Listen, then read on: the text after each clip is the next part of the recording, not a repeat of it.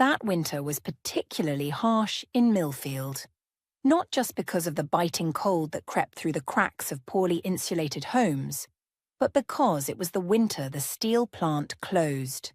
For the Johnson family, it was the beginning of the end of life as they knew it. Stephen Johnson sat at the kitchen table watching his father stare vacantly at the layoff notice. The paper trembled slightly in Adam Johnson's calloused hands, hands that had operated machinery at the plant for 15 years, hands that now had nowhere to go. "What does it say, Dad?" Stephen asked, though at 17 he was old enough to understand.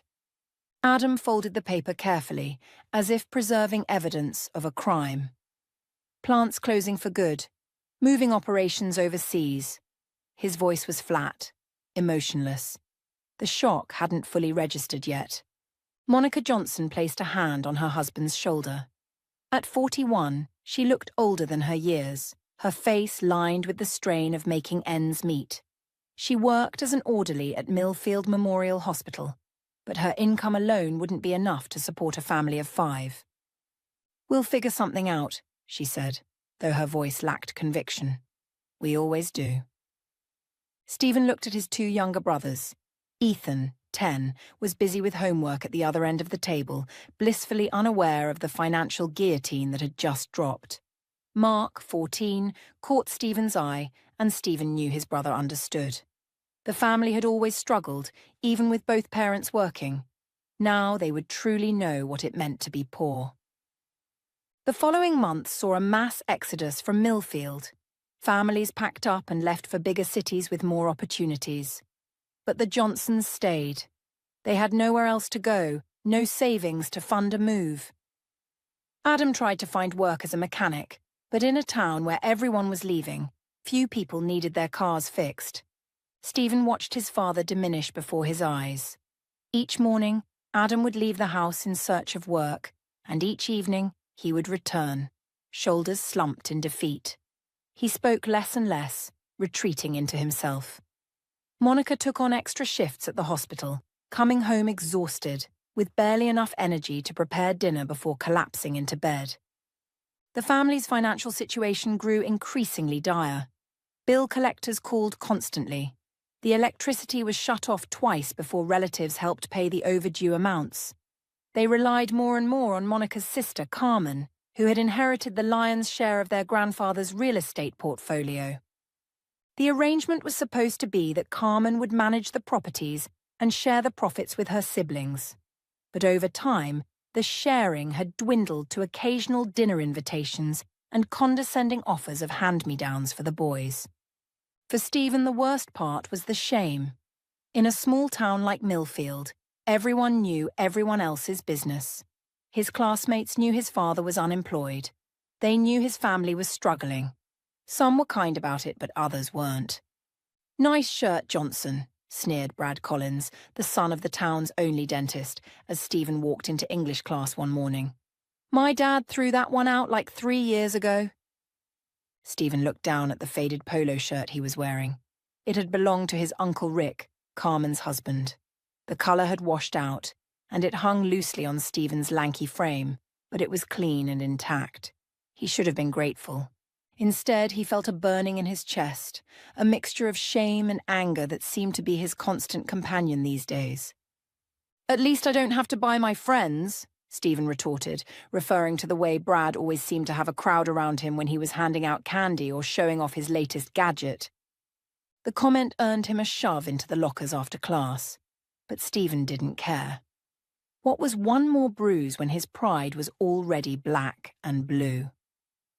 After school, Stephen often scoured the neighbourhood for discarded items he could sell. An old bicycle wheel, a lamp missing its shade, a stack of comic books left out for the garbage collector. He'd clean them up and sell them at the weekend flea market. It wasn't much, a few dollars here and there, but it was enough to buy small treats for his brothers, and occasionally for himself. One hot summer day, as Ethan licked an ice cream cone purchased with Stephen's flea market earnings, he looked up at his older brother with sticky-faced gratitude. "You're the best, Stevie," he said, his face a mess of chocolate and vanilla. "Way better than Dad." Stephen felt a pang of guilt. Don't say that, E.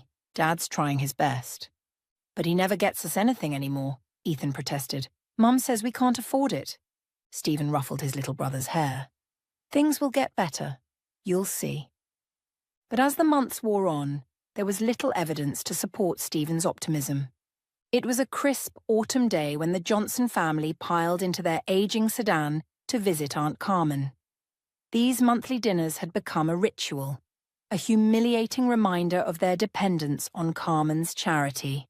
Carmen lived across town in a sprawling colonial with pristine white columns and a manicured lawn. Her husband, Rick, was a successful investment banker who commuted to the city.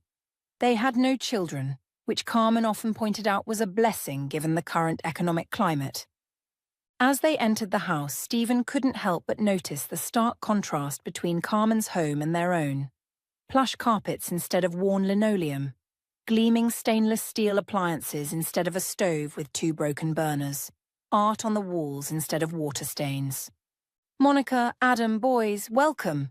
Carmen greeted them with air kisses, her diamond earrings catching the light. Dinner's almost ready.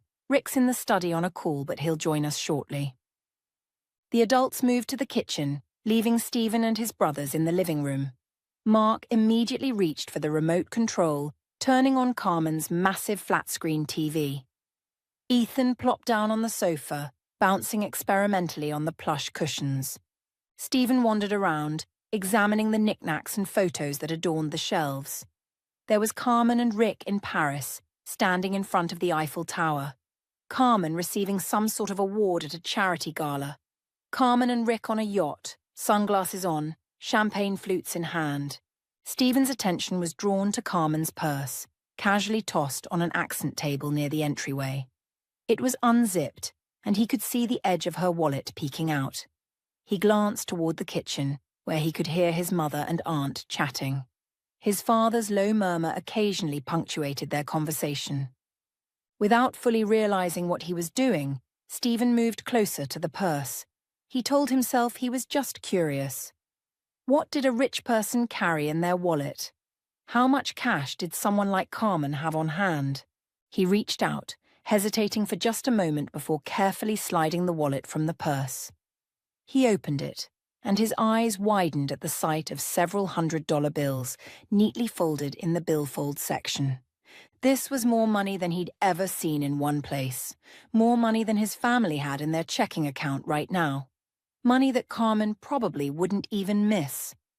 An idea formed in Stephen's mind, dangerous, tempting. What if he took just one bill? Just $100? Carmen had so many, surely she wouldn't notice. And he could do so much with that money. He could buy Ethan that action figure he'd been begging for. He could get Mark those basketball shoes he needed for tryouts. He could even help with the electricity bill that was past due again. Stephen's heart pounded in his chest as he stood there, Carmen's wallet in his hands, morality wrestling with necessity in his mind. "Stephen!" his mother's voice called from the kitchen. "Come help set the table." Quickly, Stephen pulled out a single $100 bill, shoved it deep into his pocket, and returned the wallet to the purse. He arranged it exactly as he'd found it, then hurried to the kitchen, his face flushed with a mixture of guilt and exhilaration. Throughout dinner, Stephen barely tasted the pot roast, a cut of meat his family hadn't been able to afford in months. He kept expecting Carmen to notice the missing money, to stand up and point an accusing finger at him. But she didn't. She just continued to talk about her recent vacation to Barbados and how simply exhausting it was to manage so many rental properties. Monica nodded politely, though Stephen could see the strain in her smile. Adam sat silently, pushing food around his plate, a ghost of the man he once was. By the time they left Carmen's house, Stephen had almost convinced himself that what he'd done wasn't really stealing. It was redistribution. A small act of justice in an unjust world. Carmen owed his mother money anyway, money from their grandfather's estate that she'd never shared. The following day, Stephen went to the mall and bought the action figure Ethan had been coveting, a limited edition superhero with light-up features and interchangeable weapons. It cost $45, an amount that would have been unthinkable before. He bought it without hesitation, justifying the purchase with the joy it would bring his little brother. He spent another $30 on a pair of second-hand basketball shoes for Mark. Not the brand new ones his brother wanted, but a decent pair that would at least get him through tryouts without embarrassment. The remaining $25 he tucked away, telling himself it was for emergencies. Deep down, though, he knew he was saving it for the next time his mother's face crumpled when she opened a bill they couldn't pay. When Stephen presented Ethan with the action figure, the boy's face lit up with a joy so pure it almost washed away Stephen's guilt. For real, Stevie? For me? Ethan clutched the toy to his chest, eyes wide with disbelief. Yeah, Squirt. All yours. Stephen ruffled his brother's hair. But listen, this is our secret, okay? Don't tell Mom and Dad just yet. It's a surprise.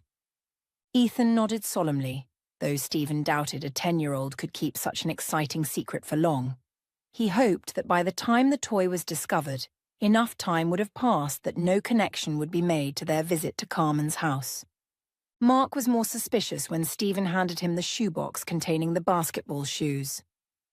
"Where'd you get the money for these?" he asked, examining the shoes with a mixture of gratitude and wariness. "Been saving up from the flea market," Stephen lied. "Try them on." Mark did, a small smile forming as he laced up the shoes. "They're perfect. Thanks, man." Stephen nodded, pushing down the unease that threatened to engulf him. It was worth it, he told himself. The happiness on his brothers' faces was worth the weight on his conscience. But secrets have a way of revealing themselves, especially in families where space is tight and privacy is a luxury none of them could afford. 3 days after their visit to Carmen's house, Stephen returned home from school to find his mother sitting at the kitchen table, an expression of barely contained fury on her face. Ethan sat across from her, tears streaming down his face, the superhero action figure on the table between them. Stephen's stomach dropped. He knew immediately what had happened. "Where did you get the money for this toy?" Monica asked, her voice dangerously calm. Stephen's mind raced, searching for a plausible explanation. "I saved up from the flea market," he said, repeating the lie he'd told Mark. Monica's eyes narrowed. "Ethan says you gave it to him the day after we visited Aunt Carmen. This toy costs $45. I checked." She held up her phone, displaying the toy's listing on a shopping website. "You haven't made $45 at the flea market in the last 3 months combined." Stephen's palms began to sweat. He opened his mouth to respond, but no words came out. "Tell me you didn't steal this," Monica pressed, her voice cracking slightly. "I didn't steal the toy," Stephen said carefully, which was technically true. "That's not what I'm asking. And you know it." Monica stood up, approaching her eldest son. "Stephen Michael Johnson, did you take money from your Aunt Carmen's purse?" The directness of the question left no room for evasion. Stephen looked at his little brother, who was watching the exchange with wide, tearful eyes. He looked at his mother, exhaustion etched into every line of her face. He couldn't bring himself to lie to her face. "Just $100, he admitted quietly. "She has so much, Mom. She wouldn't even notice it was gone." Monica closed her eyes as if the sight of her son was too painful to bear. "Go to your room," she said finally. "I need to call your aunt." Stephen retreated to the room he shared with Mark, collapsing onto his bed. He could hear his mother's voice from the kitchen, apologetic and mortified. Then her tone changed to confusion, then shock. 20 minutes later, she called him back to the kitchen. Adam had arrived home from his latest job-hunting expedition and sat at the table, his expression unreadable. Mark had joined them, sitting protectively next to Ethan, who had stopped crying but still looked miserable. "Your Aunt Carmen says she's missing $800 from her purse," Monica said, her voice trembling with anger. $800, Stephen. What did you do with the rest of it?" Stephen's jaw dropped. "What? No! I only took 100, I swear." "Then where is the rest of it?" Monica demanded. "Carmen specifically remembers having counted out $900 to pay her housekeeper before we arrived. After we left, there was only 100 left." "I don't know," Stephen protested. I only took one bill, Mom, I swear to God. Don't you dare take the Lord's name in vain in this house, Monica snapped. On top of being a thief, now you're a liar too? I'm not lying. Stephen looked desperately to his father. Dad, you have to believe me. Adam said nothing, his gaze fixed on the tabletop. His silence was worse than any accusation.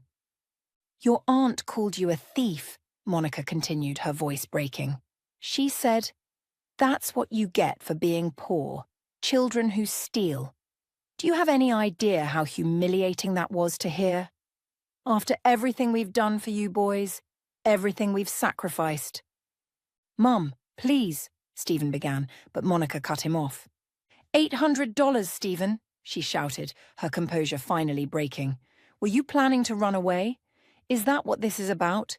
Because if you want to leave so badly, maybe you should just go.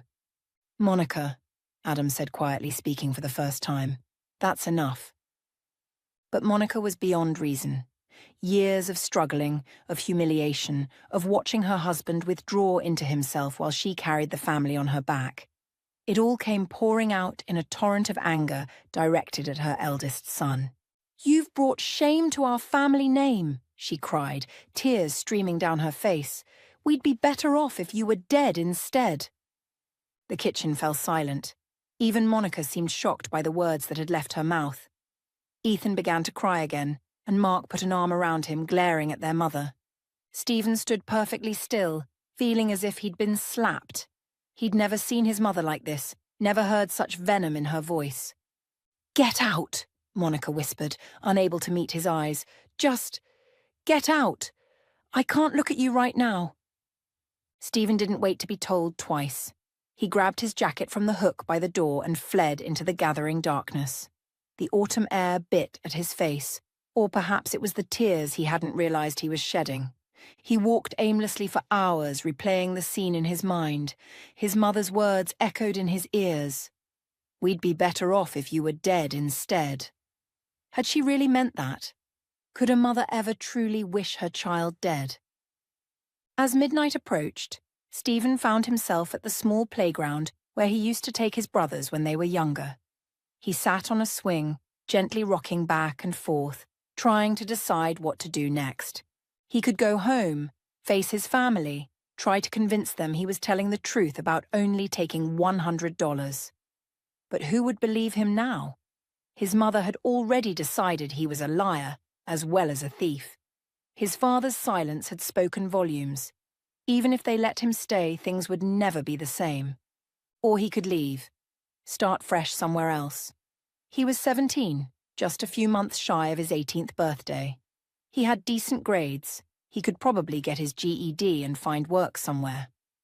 As the first light of dawn crept over the horizon, Stephen made his decision. He would go home one last time, gather his things while everyone was still asleep, and leave Millfield behind. The house was quiet when he returned. He moved silently through the kitchen, pausing only to scribble a brief note. I only took $100. I'm sorry. I love you all. S. In his room, he stuffed clothes, his school ID, and his few personal belongings into his backpack. He emptied his meager savings, $73 from the flea market, plus the remaining $25 from Carmen's 100, into his wallet. It wouldn't get him far, but it would be a start. As he zipped up his backpack, he noticed Mark watching him from his bed, eyes wide in the semi-darkness. You're leaving? Mark whispered. Stephen nodded. I have to. Mum doesn't want me here.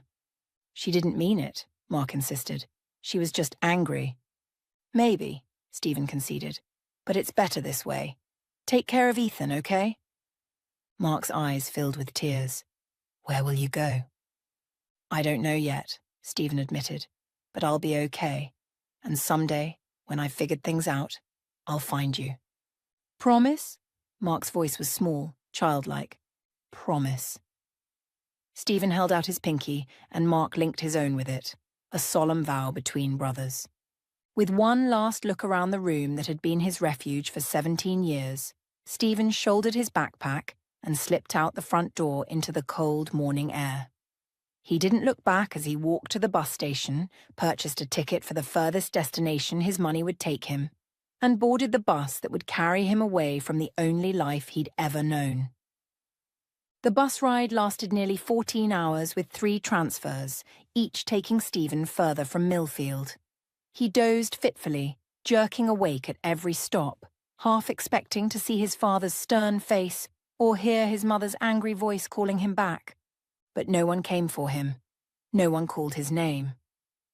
By the time the bus pulled into the final station in the small town of Riverdale, Stephen had come to terms with the reality of his situation. He was alone now, responsible for himself in a way he'd never been before. Riverdale was nothing like Millfield. Where Millfield had been slowly dying since the plant closure, Riverdale hummed with quiet prosperity. The downtown area was small but vibrant, with shops that displayed artisanal goods rather than going out of business signs. Stephen's first priority was finding a place to sleep. The remaining money in his wallet wouldn't get him more than a night or 2 at the cheapest motel. And then what? He needed a job, and fast. He wandered through the town centre, scanning storefronts for help wanted signs. Most businesses seemed fully staffed, or perhaps they were hesitant to hire a dishevelled teenager with no local references. By late afternoon, discouragement had begun to set in. The smell of fresh bread led him to a small bakery tucked between a bookstore and a cafe. The sign above the door read, "Miller's Bakery," in faded gold lettering. Through the window, Stephen could see an elderly man behind the counter, carefully arranging pastries in a display case. On impulse, Stephen pushed open the door, triggering a small bell. The scent of baked goods enveloped him, yeast and sugar and warmth, reminding him that he hadn't eaten since the previous day. "Be right with you, young man," called the elderly baker without looking up from his task. Stephen approached the counter, his mouth watering at the sight of fresh bread loaves, golden croissants, and cookies the size of his palm. "What can I get for you?" the baker asked, finally turning to face his customer. His eyes, kind but shrewd behind wire-rimmed glasses, took in Stephen's rumpled appearance and the backpack slung over his shoulder. "Actually," Stephen began, his voice hoarse from lack of use, "I was wondering if you might be hiring." The baker, Mr. Miller, Stephen presumed, studied him for a long moment. "You have any experience in a bakery?" "No, sir," Stephen admitted, "but I'm a quick learner, and I'm not afraid of hard work." Mr. Miller stroked his white beard thoughtfully. "Where are you from, son?" "You're not local." "Millfield," Stephen answered. "About 14 hours from here by bus." "Millfield?" Mr. Miller's eyebrows rose. "That's steel country. Or it was. Plant closed down recently, didn't it?" Stephen nodded. "Last winter." "Tough break for a lot of families, I imagine," Mr. Miller said. "You got family back there?" Stephen hesitated, unsure how much to reveal. "Yes, sir, but there wasn't much opportunity left in Millfield." Mr. Miller seemed to sense there was more to the story but didn't press. "Well, as it happens, my wife and I could use an extra pair of hands around here. Nothing fancy to start. Cleaning, deliveries, that sort of thing. But if you're interested in learning the trade, I could teach you a thing or two." Relief washed over Stephen. "I'm very interested, sir. Thank you." "Don't thank me yet," Mr. Miller cautioned with a small smile. "The pay's not much and the hours are long. We start at 4 in the morning to get the day's bread ready. Think you can handle that?" "Yes, sir," Stephen said firmly. "When can I start?" "Tomorrow morning," Mr. Miller replied. 4 o'clock sharp. And one more thing, you got a place to stay." Stephen's hesitation answered the question. Mr. Miller sighed. "There's a room above the bakery. Nothing fancy, mind you. Used to be storage until our son went off to college. He never came back. Got a fancy job in the city instead." There was a touch of old sorrow in his voice. "You can stay there for now until you get on your feet. Rent will come out of your wages." Stephen couldn't believe his luck. A job and a place to stay all in one afternoon. "Thank you, Mr. Miller. I don't know what to say." "Say you'll be on time tomorrow," Mr. Miller replied gruffly, though his eyes were kind. "And call me Joe. Mr. Miller makes me feel older than I already am. As Joe showed Stephen to the small room above the bakery, Stephen felt something he hadn't experienced in a long time. Hope. Here was a chance to start fresh, to prove himself, to become someone his family might be proud of, if they ever saw him again. The room was sparse but clean. A twin bed with a patchwork quilt, a dresser with 3 drawers, a small desk under the window, and a bookshelf containing a mix of novels and baking texts. A tiny bathroom with a shower stall completed the space. "It's not much," Joe apologized, "but it's private. My wife Eleanor and I live in the house behind the bakery. You'll meet her tomorrow." "It's perfect," Stephen said sincerely. After sharing a room with Mark his entire life, the idea of having his own space, however small, felt like luxury. After Joe left, Stephen sat on the edge of the bed, taking stock of his situation. He was far from home, with only a few dollars to his name, starting a job he knew nothing about. Yet, for the first time in months, he felt a weight lift from his shoulders. Here, no one knew him as the thief, the disappointment, the son his mother wished was dead. Here, he could be anyone he wanted to be. He made a silent promise to himself. He would work harder than anyone expected, learn everything Joe was willing to teach him, and never give anyone reason to doubt his honesty or his worth again. The next morning, Stephen's alarm went off at 3:30 a.m. For a disorienting moment, he didn't know where he was. Then the events of the past few days came rushing back, and he pulled himself out of bed, determined to make a good impression on his first day. He arrived in the bakery kitchen at 3:55, finding Joe already there, tying an apron around his waist. A petite woman with silver hair and laugh lines around her eyes stood next to him, mixing something in a large bowl. "Ah, Stephen," Joe said, looking pleased. "Right on time. This is my wife, Eleanor." Eleanor wiped her hands on her apron and extended one to Stephen. "It's lovely to meet you, dear. Joe told me about you. We're happy to have the help." Her warmth was so genuine, so reminiscent of how his own mother used to be before life had hardened her, that Stephen felt a lump form in his throat. "Thank you for having me, Mom. I'm eager to learn." "Oh, none of that Mom business," Eleanor chuckled. "It's Ellie to everyone except the tax collector." The first day was exhausting. Stephen swept floors, washed countless bowls and baking sheets, carried bags of flour from the storeroom, and made deliveries to local cafes and restaurants. By the time the bakery closed at 6 p.m., every muscle in his body ached. But there was satisfaction in the ache. He'd worked hard, earned his keep, and even received a few words of praise from Joe for his attention to detail. As the days turned into weeks, and the weeks into months, Stephen settled into a routine. He was up before dawn, working alongside Joe and Ellie, learning the rhythms of the bakery. In the beginning, his tasks were simple: mixing basic doughs, shaping loaves under Joe's watchful eye, operating the massive mixers that occupied one corner of the kitchen. Gradually, Joe entrusted him with more complex responsibilities. By the 6-month mark, Stephen could prepare a perfect batch of croissants, the layers of butter and dough creating a pastry that customers drove miles to purchase. By the end of his first year, he was experimenting with his own recipes, to Joe and Ellie's delight. "The boy has a gift," Joe told his wife one evening, not realizing Stephen could hear them from the stairway. "Better instincts than our Thomas ever had." "Don't say that," Ellie scolded gently. "Thomas just had different dreams." I know, Joe sighed. "I just wish. Well, no use dwelling on what might have been. Stephen's been a blessing, hasn't he?" "That he has," Ellie agreed warmly. "That he has." Stephen retreated to his room, a complex mix of emotions swirling in his chest. Pride at Joe's praise, guilt at the thought of replacing their son in their affections, and a deep, persistent ache for his own family, the parents and brothers he hadn't spoken to in over a year. He'd thought about contacting them, especially Mark and Ethan. But what would he say? How could he explain his abrupt departure, his long silence? And what if they didn't want to hear from him? What if his mother still wished he'd never been born? So he poured himself into his work instead, channeling his emotions into creating the perfect loaf, the most delicate pastry, the richest chocolate cake. The bakery thrived under the combined efforts of Joe, Ellie, and their young apprentice. Customers commented on the new energy in the old bakery, the innovative offerings alongside the traditional favourites. Stephen used his earnings to take night classes at the local community college, studying business management.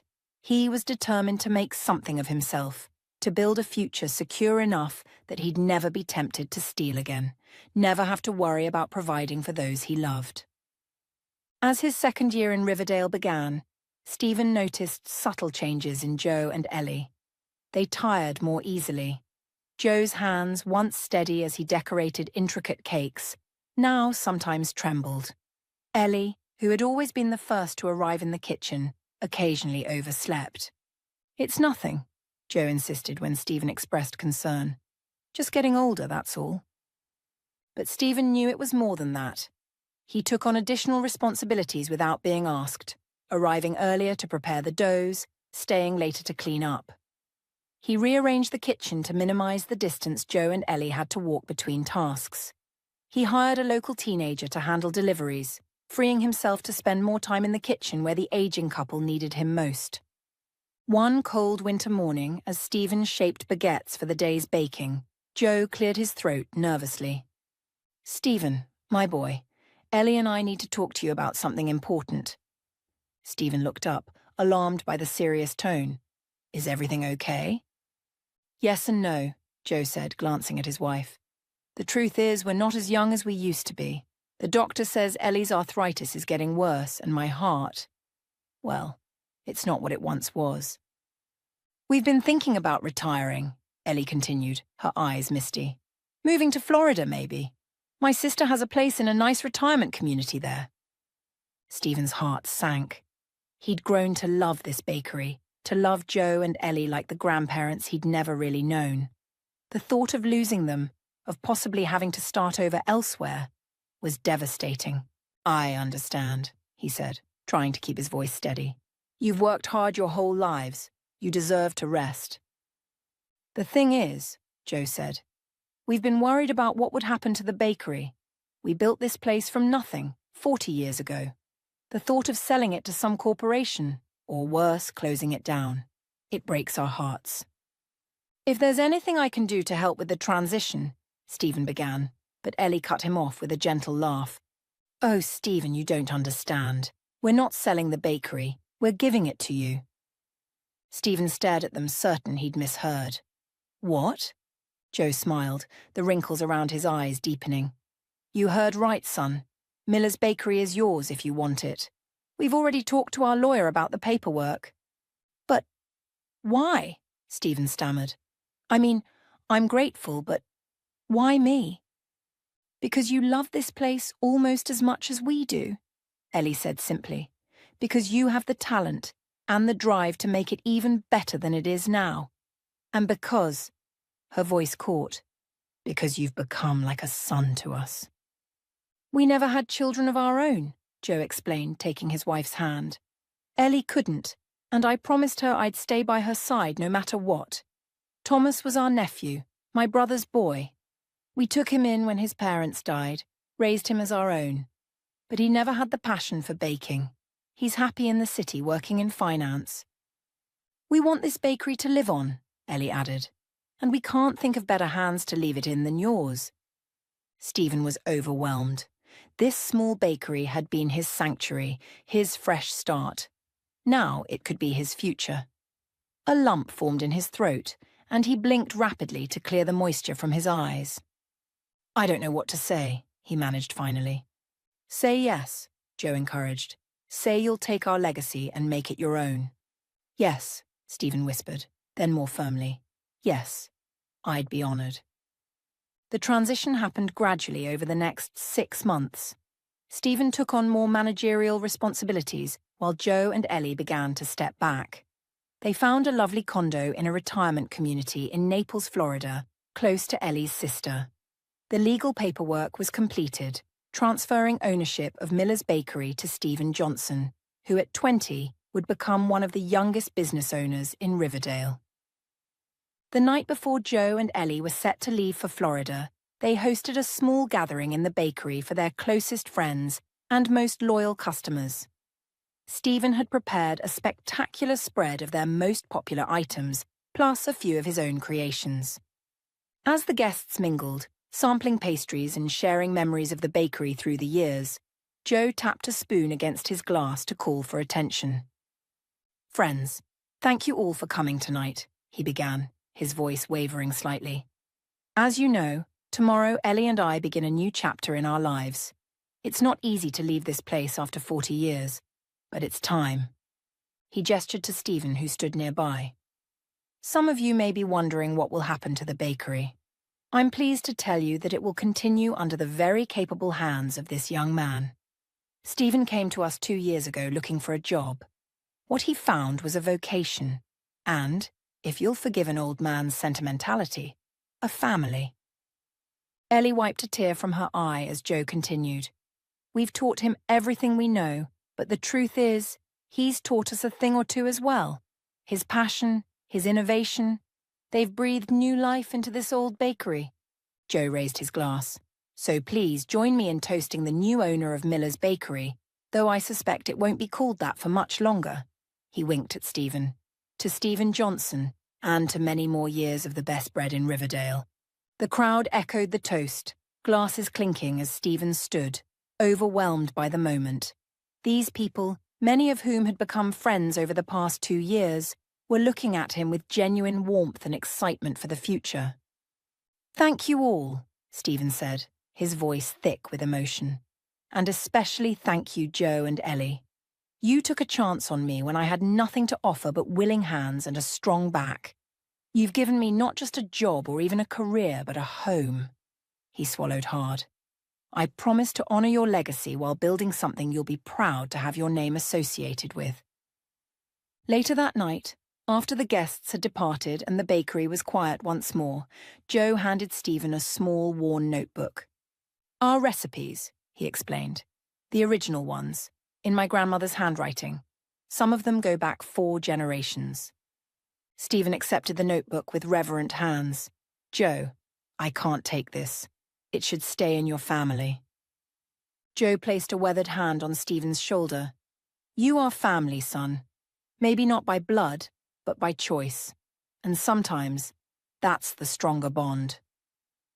The next morning, Stephen drove Joe and Ellie to the airport. The goodbye was tearful but filled with promises of visits and phone calls.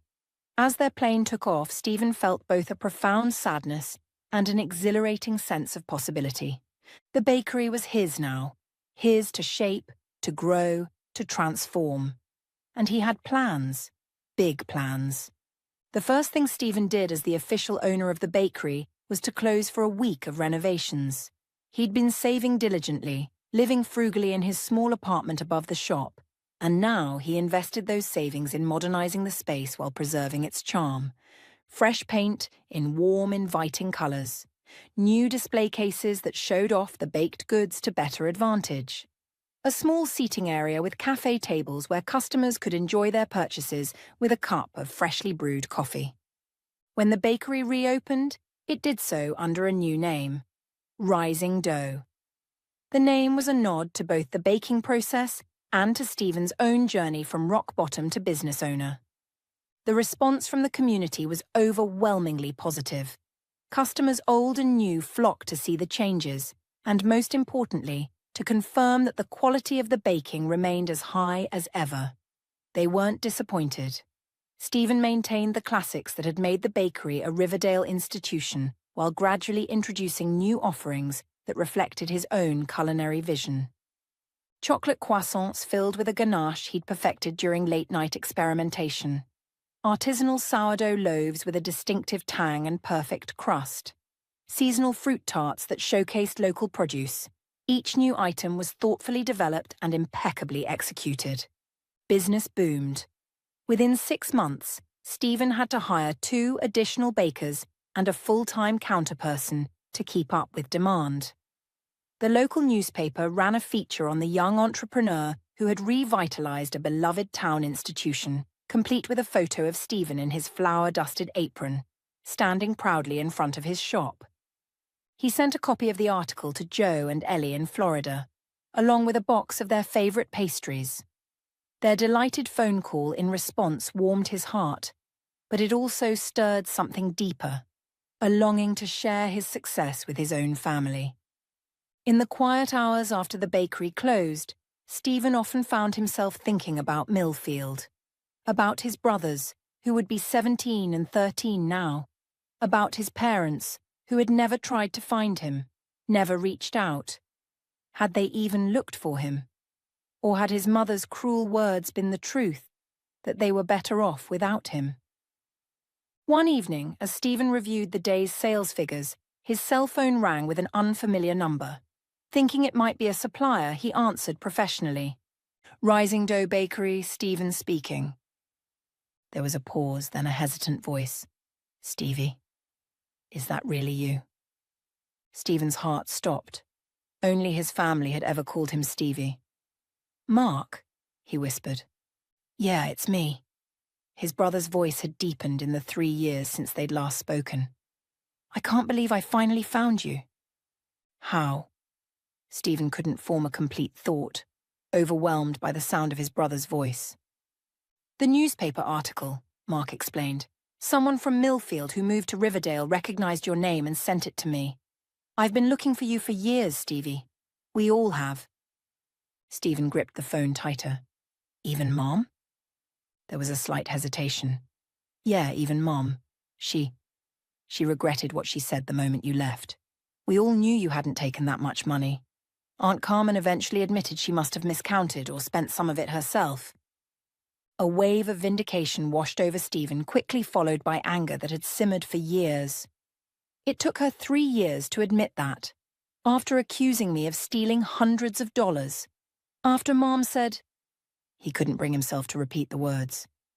I know, Mark said quietly. It was messed up, all of it. But people make mistakes, Stevie. Even parents. Stephen closed his eyes, absorbing his brother's words. How is everyone? How are you and Ethan? We're okay, Mark said. Dad finally found steady work about a year after you left, mechanic at a garage in the next town over. Mom still works at the hospital. Ethan's in high school now, if you can believe it. I'm at community college studying engineering. That's great, Mark. Stephen felt a surge of pride for his brother. You always were good with numbers. Yeah, well, not all of us can be successful bakery owners at 20, Mark teased, but there was genuine admiration in his voice. The article said you've been in Riverdale for 3 years. It killed me to think you were out there all that time and we couldn't find you. I'm sorry, Stephen said, meaning it. I should have reached out, but I was angry and hurt, and then as time passed, it got harder to make that first call.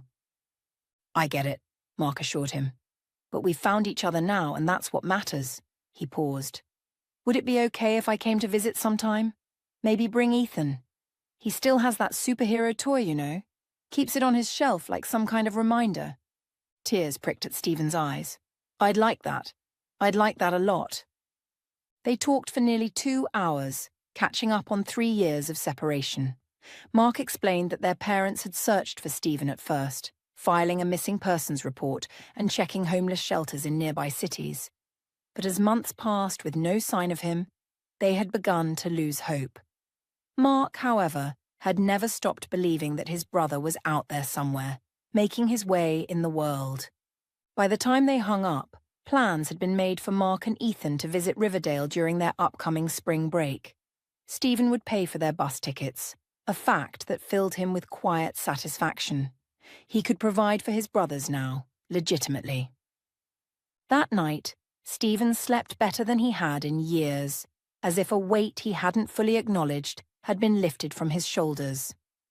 The next morning, he woke with a new energy and a clarity of purpose that translated into his work.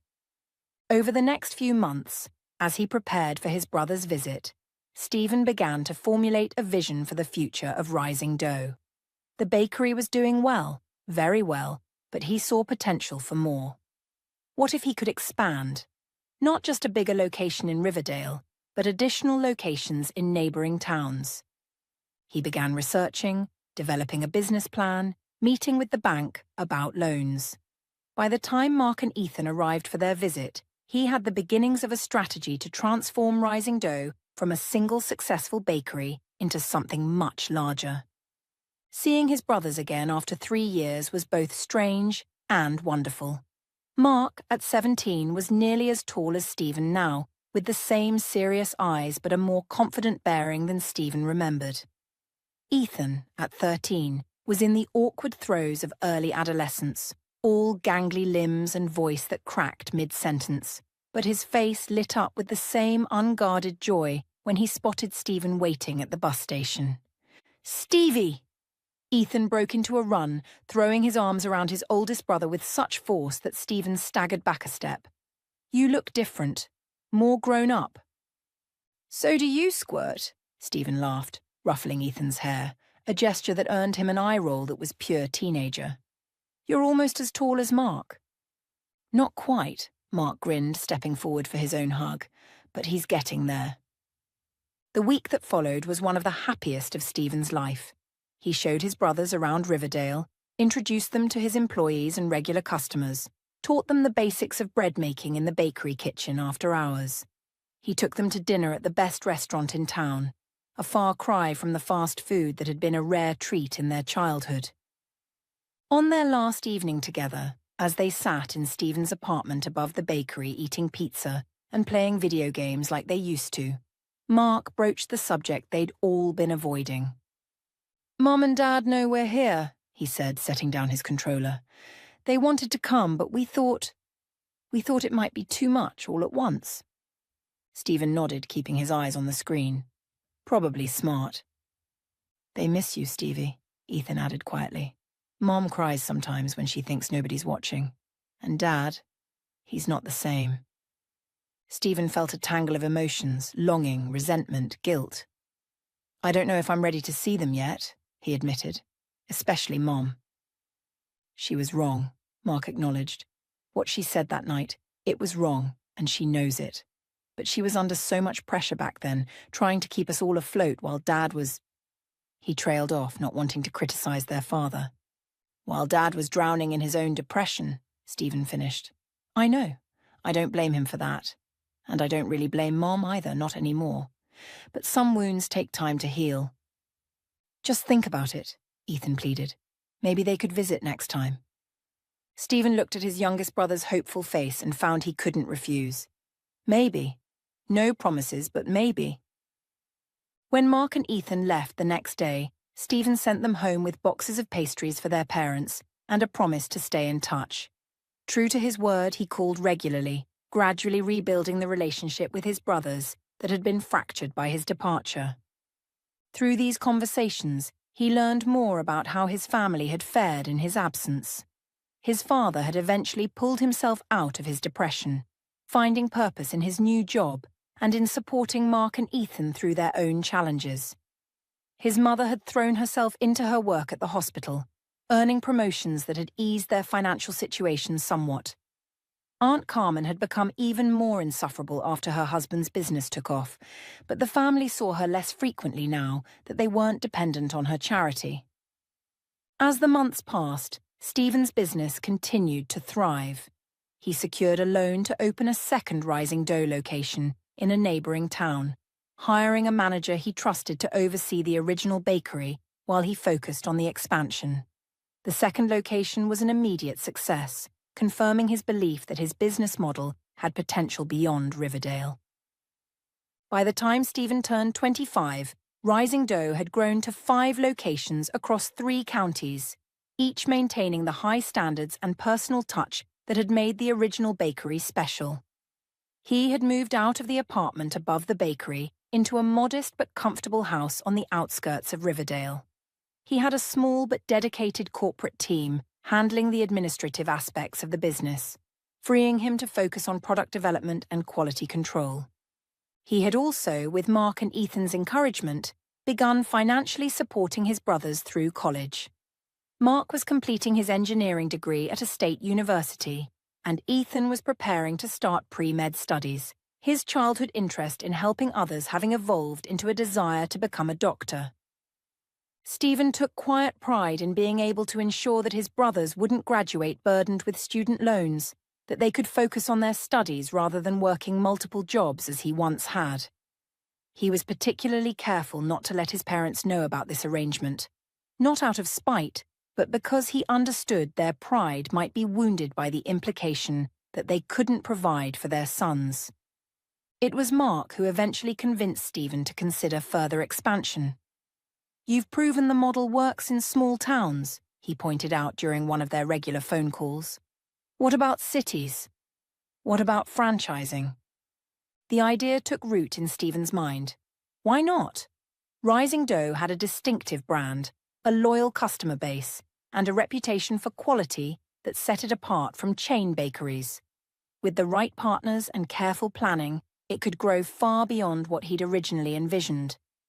Over the next 2 years, Stephen worked tirelessly to transform Rising Dough from a regional success into a national brand. He developed standardized recipes and training programs, ensuring consistency across locations. He refined the visual identity of the bakeries, creating a warm, inviting atmosphere that was recognizable but never felt corporate. He personally vetted potential franchisees, selecting only those who shared his passion for quality and community. By the time he turned 27, Rising Dough had expanded to dozens of locations across multiple states.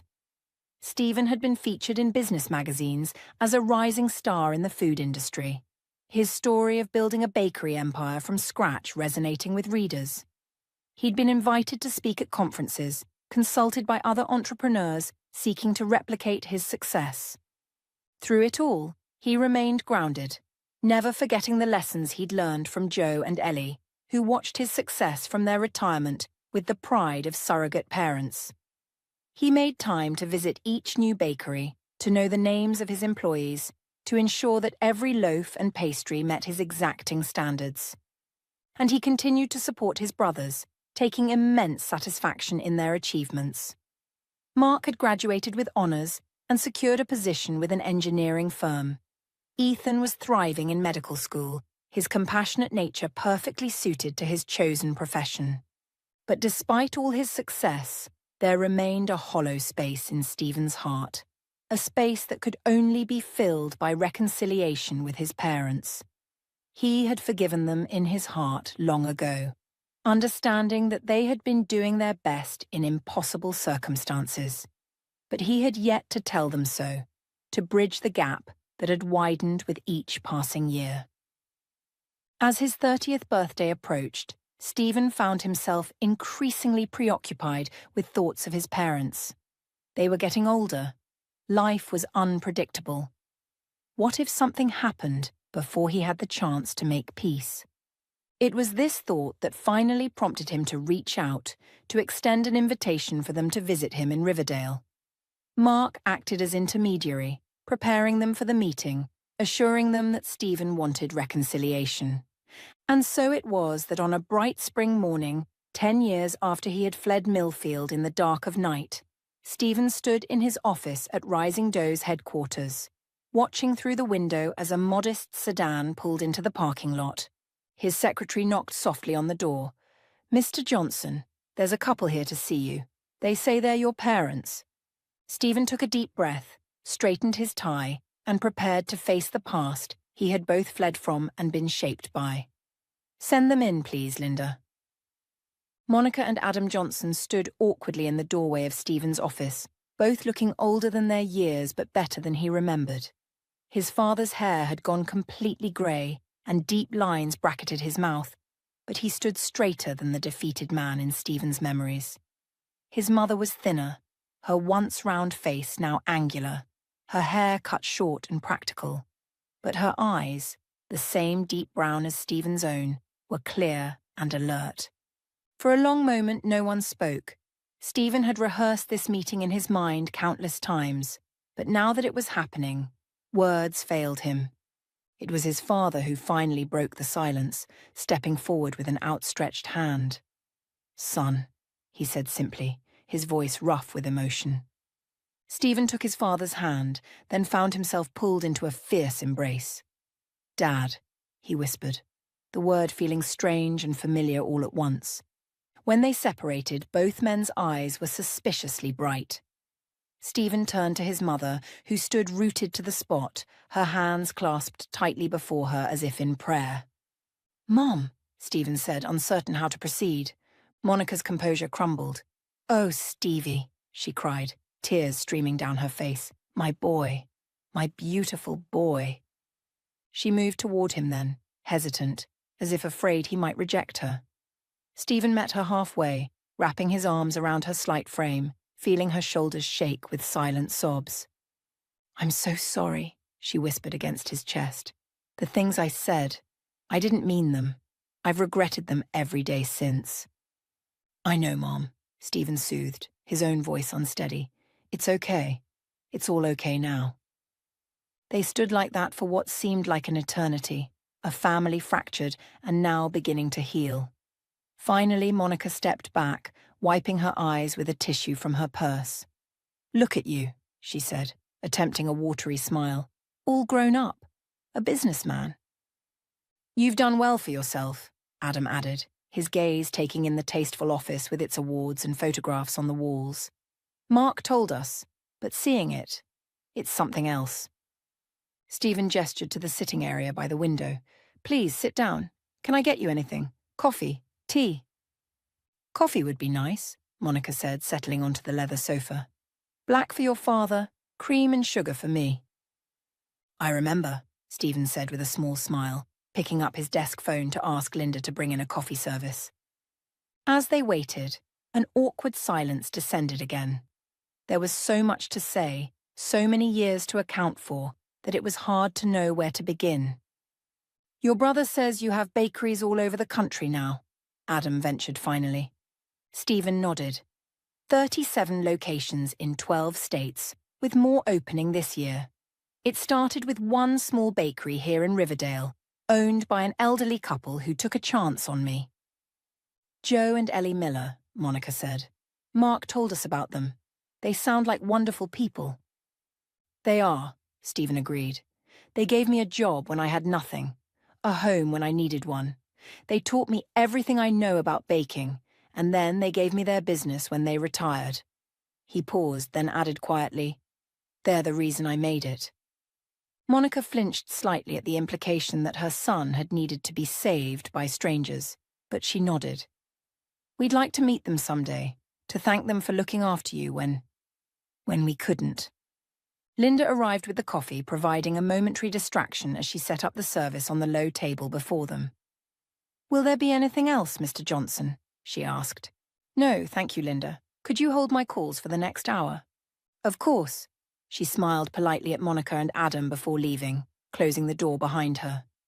Stephen poured coffee for his parents, remembering exactly how each of them took it. A small detail from his past life that had somehow remained intact while so much else had changed. "Mark says you're helping him and Ethan with college," Adam said, accepting his cup. That's very generous of you, son." Stephen shrugged.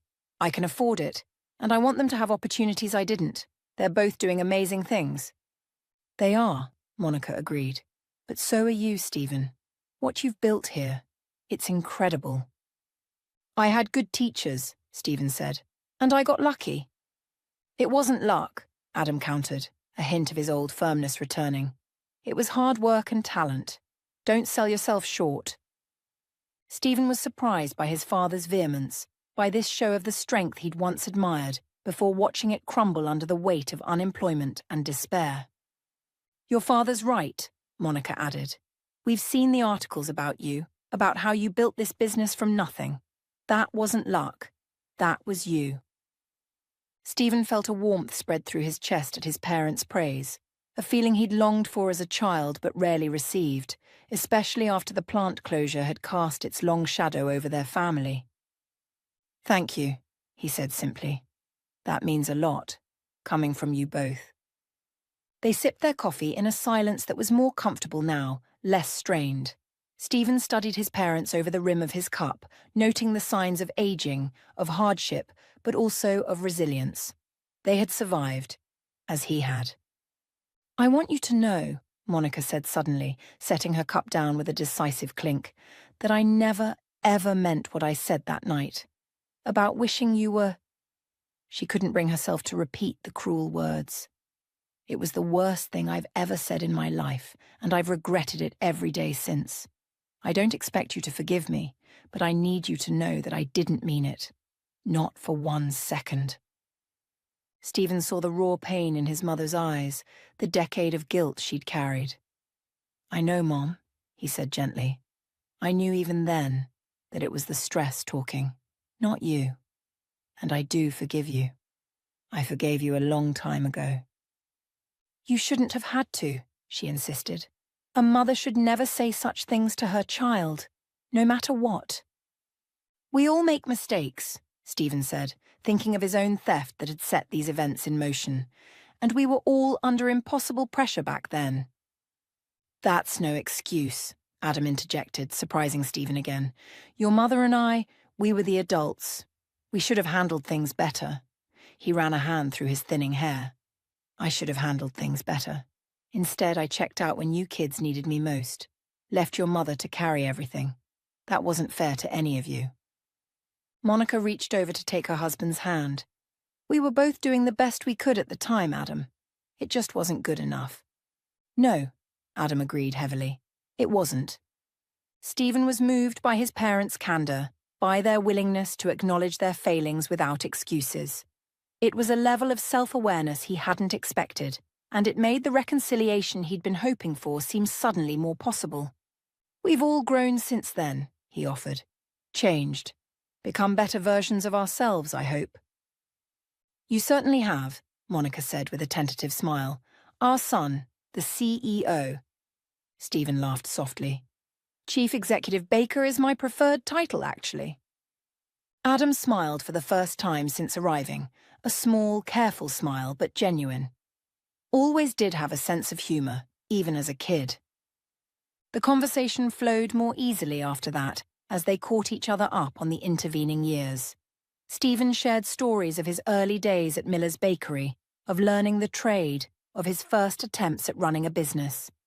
His parents told him about Millfield's slow recovery as new industries moved in to replace the steel plant, about their own modest improvements in circumstances as Adam found steady work and Monica earned promotions.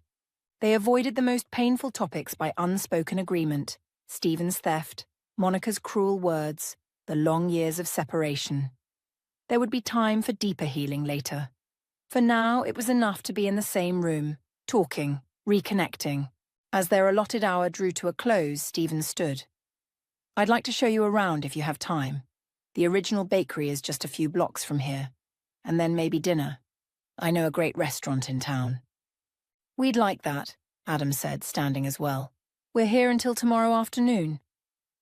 "Where are you staying?" Stephen asked, suddenly worried that they might have booked a cheap motel to save money, a habit from harder times.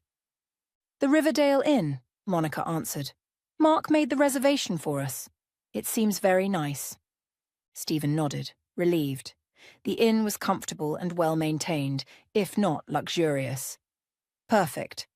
Let me just grab my jacket, and we can head out."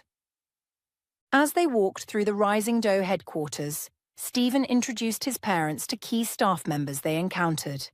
He showed them the test kitchen where new products were developed, the training center where franchisees learned the Rising Dough methods, the wall of photographs documenting the company's growth from a single storefront to a national brand. His parents' obvious pride as they took it all in was balm to a wound Stephen hadn't realized was still open. Their approval, their recognition of what he had accomplished. It meant more than he had expected. The tour of the original bakery was equally meaningful. Stephen had preserved much of Joe and Ellie's original charm while updating the space to reflect the Rising Dough brand. The same wooden countertops where he had learned to shape bread dough were still in use. The ancient mixer that had given him so much trouble as a novice baker still occupied its corner, though it was now more decorative than functional. "This is where it all began," Stephen explained, running his hand along the worn countertop. "Joe taught me to make my first loaf right here." Monica looked around the kitchen with misty eyes. "It's a lovely space. I can see why you fell in love with baking here." "Joe and Ellie sound like remarkable people," Adam added.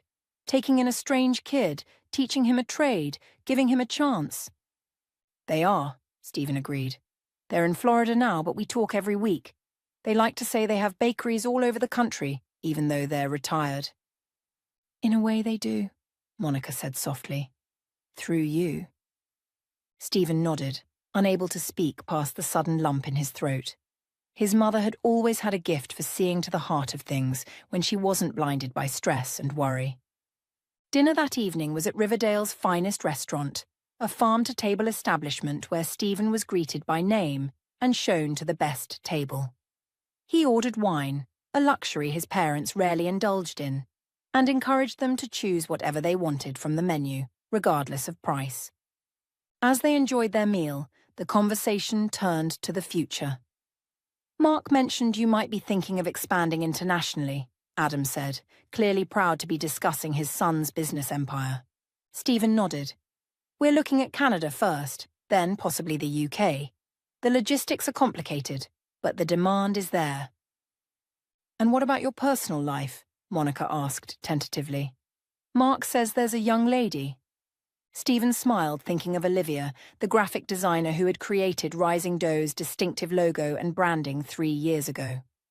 What had begun as a professional relationship had gradually evolved into something deeper. "Her name is Olivia Chen. We've been together for about 3 years now." "That's wonderful," Monica said, clearly delighted. "Will we get to meet her?" "She's out of town at a conference this week," Stephen explained, "but next time you visit, and I hope there will be a next time, I'd love for you to meet her." "We'd like that," Adam said. "Very much." As dinner concluded and they prepared to leave, Stephen felt a sense of peace he hadn't experienced in years. The reunion hadn't been perfect. There were still unspoken hurts, still bridges to be rebuilt, but it was a beginning. A good beginning. Outside the restaurant, as they waited for the valet to bring around Stephen's car, Monica touched his arm. "There's one more thing, Stephen," she said, her expression serious again. "Your Aunt Carmen." Stephen stiffened at the mention of his aunt.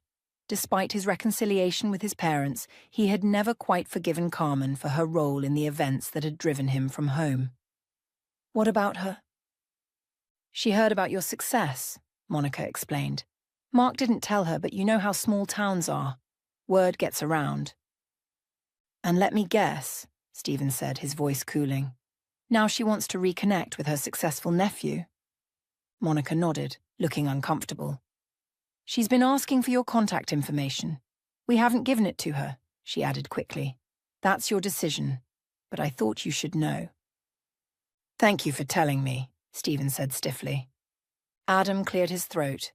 "For what it's worth, son, your mother and I don't see much of Carmen these days. Not since we found out she lied about the money." Stephen raised an eyebrow. "She admitted it?" "Not in so many words," Monica said. "But when we pressed her, she remembered that she might have spent some of the cash herself before we visited. By then it was too late. You were gone." Her voice cracked on the last word. Stephen absorbed this information, feeling a complicated mix of vindication and lingering bitterness. "I appreciate you telling me," he said finally, "and for not giving her my information. I'm not sure I'm ready to see her yet." "That's understandable," Adam said. "After what she put you through, you don't owe her anything." The valet arrived with Stephen's car, a sleek but understated sedan that reflected his preference for quality without ostentation. As he drove his parents back to their hotel, Stephen found himself thinking about Carmen, about forgiveness, about the power of the past to shape the present.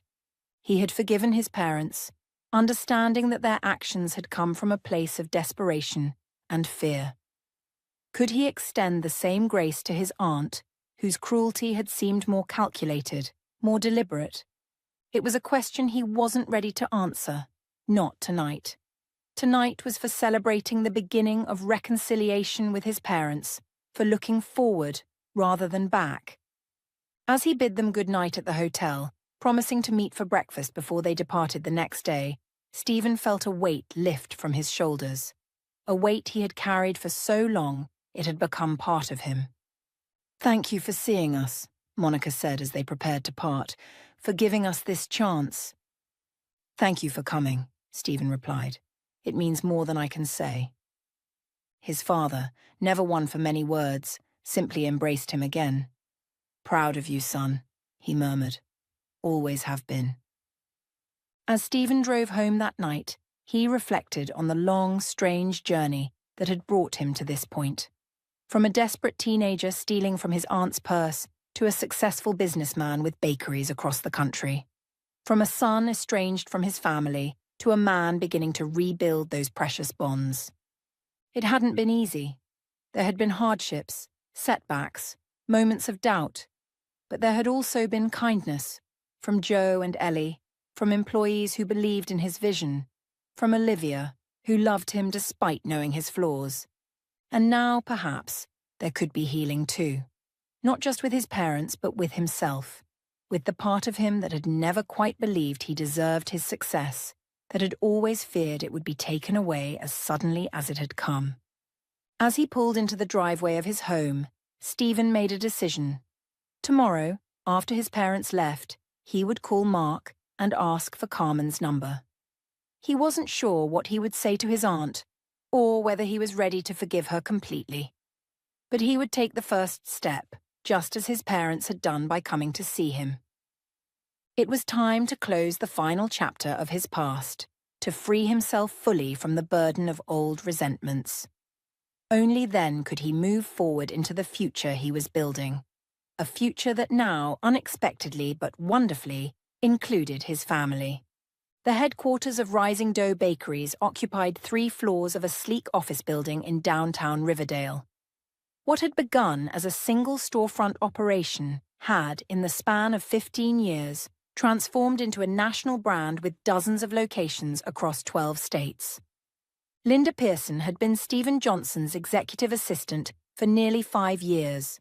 She prided herself on running a tight ship, on anticipating her boss's needs before he voiced them, on protecting his time and energy from unnecessary intrusions.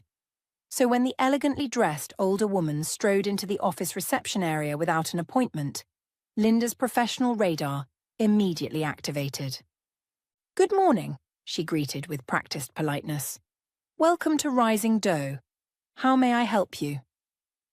The woman, mid-60s, expensively coiffed, wearing a designer suit that probably cost more than Linda's monthly salary, surveyed the reception area with an appraising eye. "I'm Carmen Whitman," she announced, as if the name should open doors. "Stephen's aunt. I'm here to see him." Linda consulted her calendar, though she already knew Mr. Johnson had no family visits scheduled that day.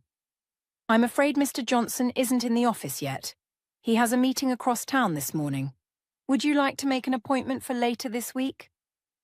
Carmen waved away the suggestion as if it were a bothersome fly. "No need for formalities. I'll wait. Family doesn't need appointments." She settled herself onto one of the reception area's leather sofas, removing her designer sunglasses and tucking them into a handbag that matched her shoes. "Mr. Johnson may be several hours," Linda cautioned. "His calendar is quite full today." "As I said, I'll wait." Carmen's tone made it clear the discussion was over. Linda nodded, retreating to her desk. She sent a discreet text to her boss. "Woman claiming to be your Aunt Carmen here. No appointment. Insisting on waiting for you. Instructions." Stephen's response was immediate. "On my way back from Westside meeting. ETA 2 hours." While Linda busied herself with work, Carmen seemed determined to make herself at home. She rose from the sofa and began to wander the reception area, examining the framed magazine covers and awards that lined the walls. "Such remarkable success," she commented, pausing before a Forbes feature on Rising Dough's expansion strategy. "I always knew Stephen had potential. Even as a child, he showed such promise." Linda murmured a non-committal response, keeping a watchful eye on the visitor. As the morning progressed, Carmen expanded her self-guided tour, drifting down the hallway to peer into conference rooms and offices. Staff members glanced up in curiosity as she passed. "I'm Carmen Whitman, Stephen's aunt," she informed each person she encountered, her voice carrying clearly through the open-plan office. "I practically raised that boy. Always had an entrepreneurial spirit, even as a child. I used to tell my husband, 'That one's going places.' And look at him now. A testament to good family influence, wouldn't you say?" At 1:17 p.m., the elevator doors opened, and Stephen Johnson stepped into the reception area. At 32, he cut an impressive figure, tall, confident, dressed in a tailored suit that spoke of success without ostentation. There was nothing of the desperate 17-year-old who had fled his hometown with nothing but a backpack and $73 to his name. Carmen, who had returned to the sofa after completing her circuit of the office, rose to her feet. "Stephen, darling, what a wonderful surprise." A flicker of something, pain, anger, resolution, crossed Stephen's face before his expression settled into a mask of polite neutrality. "Aunt Carmen," he acknowledged with a slight nod. "Linda mentioned you were waiting for me." "I was in the area and thought I'd stop by to see my successful nephew," Carmen explained, moving forward as if to embrace him. "Your offices are lovely. So impressive." Stephen stepped back slightly, maintaining a professional distance. "Thank you. Would you like to continue this conversation in my office?" Without waiting for a response, he turned and led the way down the hallway. Linda caught his eye as he passed, raising an eyebrow in silent question. Stephen gave a small shake of his head. "I'll handle this," before continuing to his corner office, Carmen following in his wake. The office reflected Stephen's personality. Tasteful, organized, with subtle touches of warmth in the family photographs on his desk and the painting of the original bakery on the wall. Floor-to-ceiling windows offered a panoramic view of Riverdale's skyline. "Please, have a seat," Stephen gestured to the visitor's chair as he settled behind his desk. Carmen sat, arranging herself carefully, as if aware she was on stage. "You've done very well for yourself, Stephen. The whole family is buzzing about it. Rising dough bakeries all over the country. Who would have thought?" "Thank you," Stephen said, his tone courteous but reserved. "It's been a long journey." "Indeed it has," Carmen agreed, smiling broadly. "And now look at you, a proper businessman. You know, you get that from your grandfather's side. My father was quite the entrepreneur himself." Stephen leaned back slightly in his chair, studying his aunt with calm, assessing eyes. "What brings you here today, Aunt Carmen?" After 15 years of no contact. Carmen's smile faltered for a moment before she recovered. "Why? To reconnect, of course. Family is family, after all. Now that you've established yourself, I thought perhaps we could put the past behind us."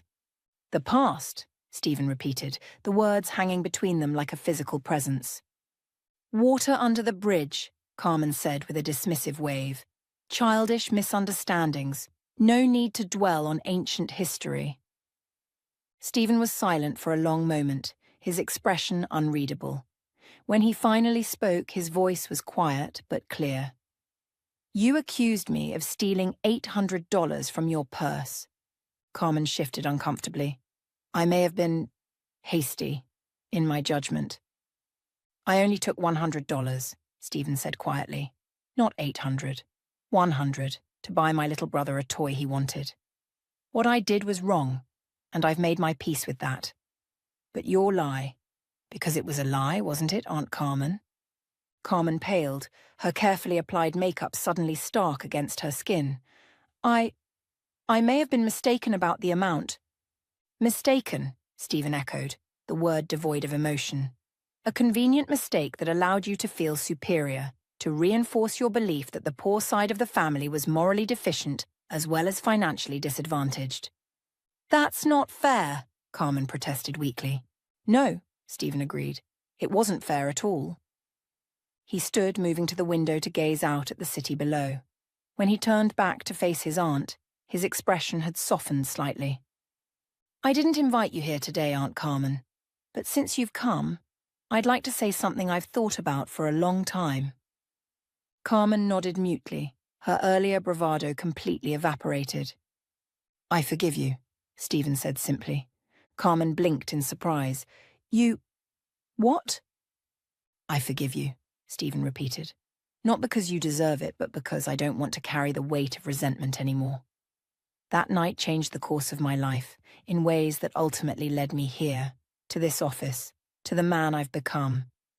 I can't regret that journey, even if I wish it had begun differently. Tears welled in Carmen's eyes. Stephen, I don't know what to say. You don't need to say anything, Stephen replied, but I would ask that you consider something. Of course, Carmen whispered. The wealth you inherited from grandfather that was meant to be shared among all his children, including my mother, did it make you happy? Did it give you the security and satisfaction you sought? Carmen looked down at her manicured hands, now twisting nervously in her lap. I suppose not. Not really. I thought as much, Stephen said gently. True wealth isn't measured in dollars or properties, Aunt Carmen. It's measured in connections, in relationships, in the lives we touch and the good we do. By that measure, I suspect you may not be as wealthy as you appear. A single tear slipped down Carmen's cheek, leaving a track through her perfect makeup. You've become quite the philosopher, she said, attempting a smile that didn't reach her eyes. Just a baker who's had time to think, Stephen responded. He moved to his desk and pressed the intercom. Linda, could you come in, please? His assistant appeared moments later. Yes, Mr. Johnson. My aunt is leaving now, Stephen said. Would you please show her out, and then reschedule my 2 o'clock for tomorrow? Of course, Linda replied, holding the door open expectantly. Carmen rose shakily to her feet. Stephen, I'm sorry. Truly. Stephen nodded, acknowledging her words without confirming whether he believed them. One last thing, Aunt Carmen. Yes, she asked, pausing at the doorway. The things we do, the kindnesses and the cruelties alike, they ripple outward in ways we can't always predict. Remember that the next time you're tempted to judge someone based on their bank account rather than their character. Carmen's face crumpled slightly, the armor of privilege and self-righteousness she had worn for decades finally showing its cracks. Without another word, she followed Linda from the office. Stephen remained standing for several minutes after she left, feeling a profound sense of closure. The confrontation he had imagined, rehearsed, dreaded for years had finally happened. Not on his terms, but perhaps on the right ones. He picked up the framed photograph on his desk, himself with Mark and Ethan at Mark's college graduation, their arms around each other, faces alight with shared joy.